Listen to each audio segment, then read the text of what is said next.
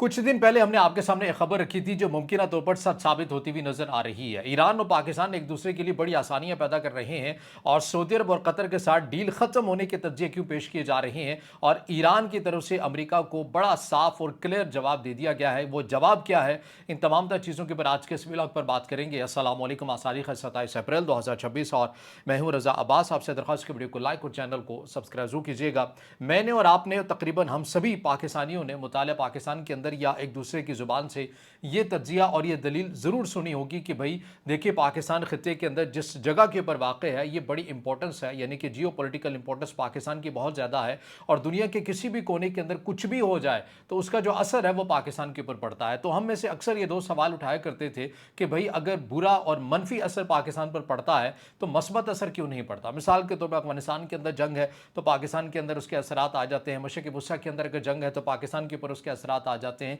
महंगाई की सूरत में, बेयकीनी की सूरत में। लेकिन इन्हीं ममालिक के अंदर तरक्की भी तो होती है, इन ममालिक की मईशतें भी तो मजबूत हैं। फिर वो जो असरात हैं, वो जो अच्छे दिनों के असरात हैं, वो पाकिस्तान में मुंतकिल क्यों नहीं होते। लेकिन बहरहाल अब ऐसे लग रहा है कि पाकिस्तान के फैसला साजों ने इस बात का इदराक करते हुए अब पाकिस्तान की जियो पॉलिटिकल इंपॉर्टेंस का फ़ायदा उठाते हुए सही मानों में और जो सही इसके असरात हैं, मस्बत असरात हैं, वो निचली सतह पर या आवाम की सतह पर मुंतकिल करने का जो सिलसिला है वो शुरू कर दिया है या ऐसे फैसले लेना शुरू हो चुके हैं। हम बैक टू बैक आपके सामने रख रहे हैं। ये जो तमहीद मैंने आपके सामने बांधी है ये इसलिए बांधी है कि आपको याद होगा कि पाकिस्तान और ईरान ने एक मुश्तरका तौर के ऊपर ट्रांजिट जो कॉरिडोर है इसका आगाज़ किया, TIR इसको नाम दिया गया। इसके ज़रिए हुआ यह कि पाकिस्तान की बंदरगाहों का इस्तेमाल करते हुए और ईरान का इस्तेमाल करते हुए वसी एशिया मार्केट तक पाकिस्तान ने एक्सेस हासिल की और उज़्बेकिस्तान के दारुल हुकूमत ताशकंद तक एक मुंजमद गोश्त यानी कि फ्रीज गोश्त जो है ये पहली खेप पाकिस्तान से उज़्बेकिस्तान में बड़ी आसानी के साथ पहुंची और जिसमें हमारी वीडियो का टाइटल था कि पाकिस्तान को एक नया चमन बॉर्डर मिल गया है और वो रस्सा जो है वसी एशिया ममालिक तक वो ईरान ने पाकिस्तान को प्रोवाइड किया। फिर उसके फ़ौरन बाद एक और ख़बर हमारे सामने आ जाती है और वो खबर होती है QTTA की। उज़्बेकिस्तान के सदर ने बहुत पहले जब पाकिस्तान को विजिट किया था तो उस वक्त भी हमने आपको बताया था कि उज़्बेकिस्तान ये वसी एशियाई ममालिक जो हैं वो पाकिस्तान की कराची और गवादर बंदरगाहें हैं, यहाँ तक एक्सेस चाहते हैं, गर्म पानियों तक रसाई चाहते हैं और उसी के लिए जो है ये विजिट भी हुआ है। और उसी चीज़ को फिर नई राहदारियों को एक्टिव भी किया गया। खंजरा पास से लेकर सोस ड्राई पोर्ट तक इन बंदरगाहों को या माजरे के साथ इन रस्सों को इस्तेमाल करते हुए और पाकिस्तान की कराची और गवादर पोर्ट को इस्तेमाल करते हुए जो किर्गिस्तान है वहाँ से जो पहली खेप है वो इसी रूट से होती हुई पाकिस्तान की इन बंदरगाहों तक पहुँची। तो ये QTTA जो है ये भी एक्टिव हुआ, यानी कि पाकिस्तान ने वसी एशियाई ममालिक तक अपनी प्रोडक्ट को भेजा भी और वहाँ से रिसीव भी किया, QTTA के ज़रिए किया। और ईरान और पाकिस्तान का जो एक ट्रांजिट कॉरिडोर इंटरनेशनल रूल्स के मुताबिक बना, TIR जिसका नाम दिया गया, उसके ज़रिए हुआ। अब मामला इससे मजीद आगे बढ़ गया है। एक और जो पाकिस्तान के मीडिया के अंदर खबर गर्दिश कर रही है वो चीज़ पहले मैं खबर वो आपके सामने रखता हूँ, फिर उसकी अफादियत के हवाले से हम बात करते हैं और फिर इस चीज़ के ऊपर भी बात करेंगे कि ऐसा एकदम से हुआ क्या है। और इस हवाले से हमने बहुत पहले जब ईरान अमेरिका के मुज़ाकरात की बात चल रही थी हमने उस वक्त भी आपको ये बताया था कि पाकिस्तान का दफ्तर खारजा एक मुमकिन तौर पर एक प्रपोजल के ऊपर काम कर रहा है। वो तजवीज़ क्या है वो उनका जिक्र मैं दोबारा रिकैप की सूरत में आपके सामने भी रखूँगा, लेकिन पहले ये खबर देख लीजिए कि खबर क्या आती है। पाकिस्तान का मीडिया ये कहता है कि वजारत तिजारत ने SRO 691 2026 के तहत transit of goods through treaty of Pakistan order 2026 जारी किया है जो 25 अप्रैल 2026 पर फौरी तौर पर नाफिजुल अमल है। इसके तहत तीसरे ममालिक का सामान पाकिस्तान की बंदरगाहों पर उतर कर पाकिस्तान के रास्ते ईरान तक ट्रांजिट कर सकता है। इसके जो मुख्तस रूट्स हैं 6 मखसूस लैंड रूट्स का ऐलान किया गया है जिनमें गवादर है, गबत है, कराची पोर्ट है, कासिम लियारी और माड़ा है, पसनी है और कराची पोर्ट कासिम खुजार दलबदीन तफ्तान और दीगर अंदरूनी रास्ते हैं। इसकी जो लाजमी शराइत हैं ट्रांजिट कार्गो के लिए इनकैशेबल बैंक गारंटी लाजमी है, तमाम अमल कस्टम्स एक्ट 1969 और FBR के कानून के मुताबिक होगा, क्रॉस स्टिफलिंग की भी इजाज़त है। बहुत सी और टेक्निकल चीज़ें वो रखना आपके सामने मकसद नहीं, आसान अल्फाज में समझा देते हैं कि मामला क्या हुआ है। पाकिस्तान ने दुनिया को ये पैगाम दे दिया है और इन रस्सों को ऐलान कर दिया है कि भाई अगर आपने ईरान या वसी एशियाई ममालिक तक रसाई हासिल करनी है तो अफ़गानिस्तान के जो हुक्मरान हैं वो तो अपना रवैया तब्दील करने में दिलचस्पी और संजीदगी तो नहीं दिखाते, गैर संजीदा रवैया, उन्होंने मुसल्लह जत्थों को ही अपनी सरजमीन के अंदर पनाह रखनी है। तो हम ये देखिए कि कराची और गवादर पोर्ट को सही मानों में इस्तेमाल करते हुए आप यहाँ पर आइए, आलमी तजारती हब बनाने के लिए पाकिस्तान ने अपनी 2 बंदरगाहों के लिए पूरी दुनिया के लिए इस मार्केट को ओपन कर दिया है कि अगर वसी एशियाई ममालिक की भी ये ज़रूरत है इन बंदरगाहों बंदरगाहों का इस्तेमाल करके अपनी प्रोडक्ट को यूरोप तक और आगे तक पहुंचाना, वो भी इन्हीं बंदरगाहों से हो सकती है। और पाकिस्तान ने वसी एशियाई ममालिक को भी कहा है और इसके साथ साथ दीगर ममालिक को, यूरोप को, पूरी दुनिया को भी कहा है कि भाई अगर आपने भी वसी एशियाई ममालिक के साथ तिजारत करनी है तो ये एक बेहतरीन और महफूज रास्ता है कि गवादर और कराची पोर्ट से और फिर हम ईरान के ज़रिए, क्योंकि ईरान में सिक्योरिटी की सूरत हाल आपको इंतहाई मुख्तलिफ और सिक्योर नज़र आती है एज़ कम्पेयर टू अफगानिस्तान, तो वो एक बेहतरीन और महफूज रास्ता। अब इससे पाकिस्तान को भी फ़ायदा है,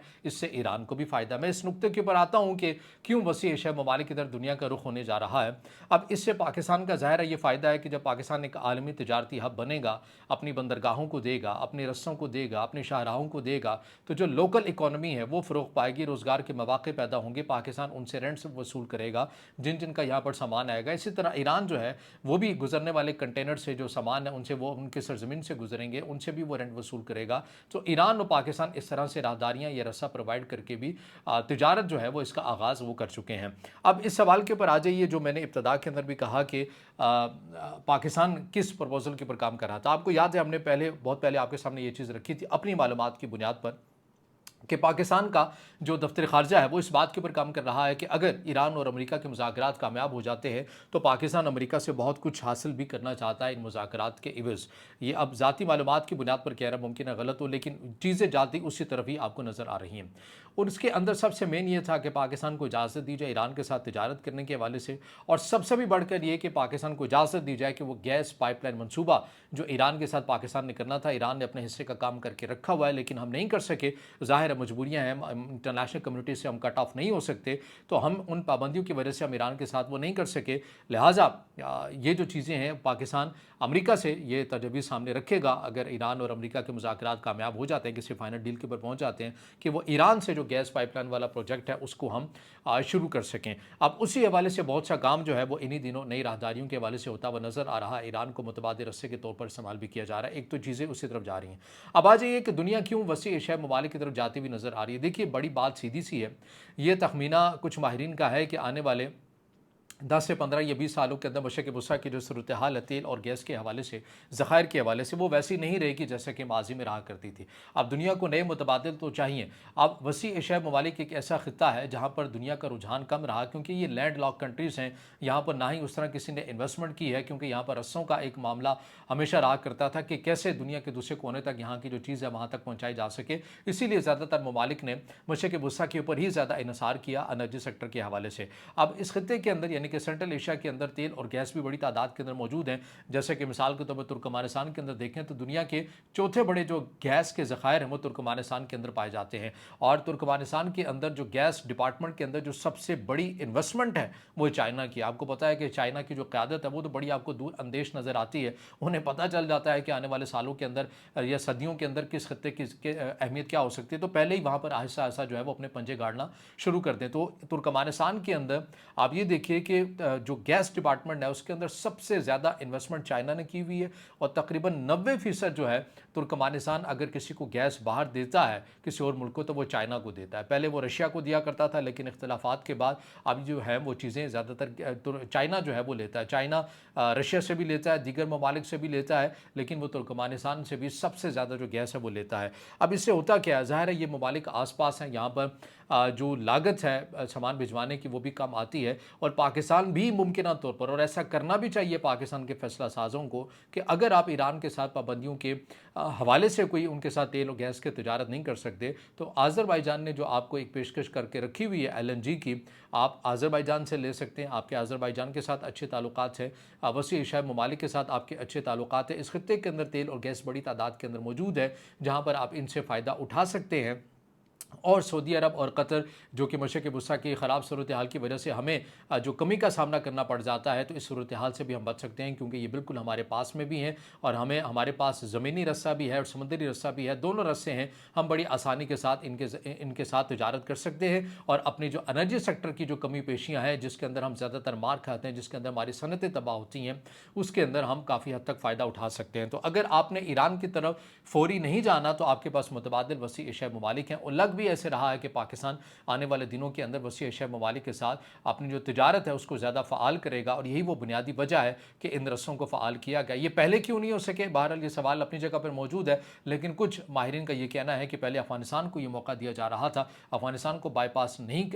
کیا جا سکتا تھا یا کرنے کی یہ خواہش نہیں تھی، افغانستان کو مواقع دیے گئے، لیکن افغانستان نے اپرچونٹی اس موقع کو ضائع کیا۔ لہٰذا اب پاکستان اور چین بالخصوص